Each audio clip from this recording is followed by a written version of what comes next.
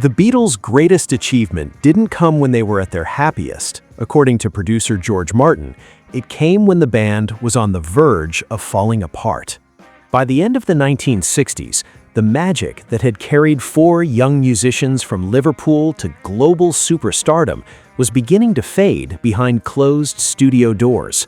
The excitement of Beatlemania had given way to creative disagreements, personal frustrations, and growing tensions that threatened to tear the group apart. John Lennon and Paul McCartney, once an unstoppable songwriting partnership, increasingly found themselves pulling in different directions. George Harrison was growing into a remarkable songwriter in his own right, yet often struggled to have his voice fully heard. Every recording session seemed to carry as much emotional weight as musical ambition.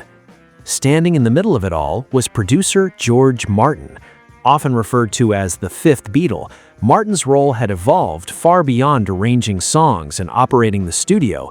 He became the band's mediator, translator, and creative guide, constantly searching for ways to turn conflict into inspiration rather than allowing it to become destruction.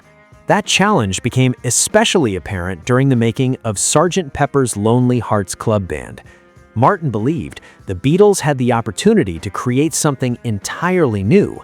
Rather than thinking of songs as separate pieces, he encouraged them to imagine albums with the structure and flow of classical works, where melodies could return, intertwine, and build into something greater. "I thought we were establishing a new art form," Martin later recalled. "I tried to get the boys to think in symphonic terms." Paul McCartney embraced the concept immediately.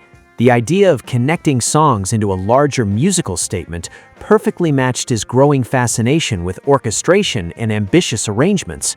John Lennon, however, had little interest in writing music that resembled a symphony. His instincts remained rooted in direct, powerful rock songs, and that creative divide became increasingly difficult to ignore. By the time the Beatles began work on Abbey Road, however, something had changed. Instead of trying to force their different musical visions together, the band allowed them to coexist.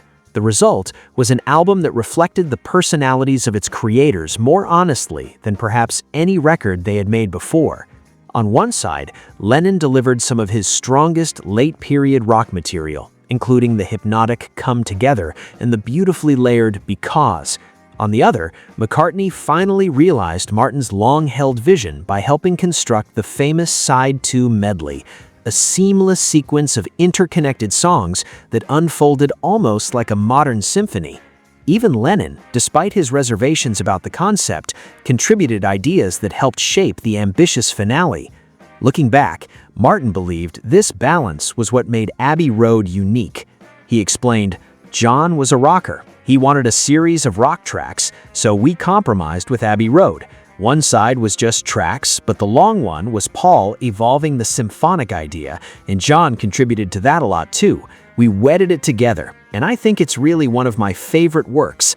I don't think anything has been done quite like that."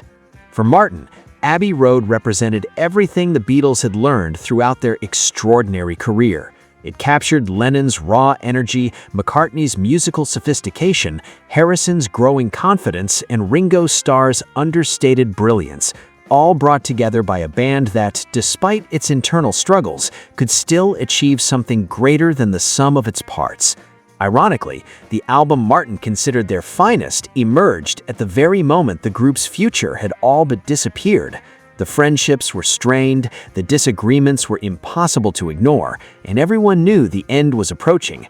Yet instead of allowing those tensions to define them, the Beatles transformed them into one final masterpiece. It became not only one of George Martin's favorite works, but also the perfect farewell from the most influential band in modern music. A record that proved greatness doesn't always come from harmony. Sometimes it comes from learning how to turn conflict into art.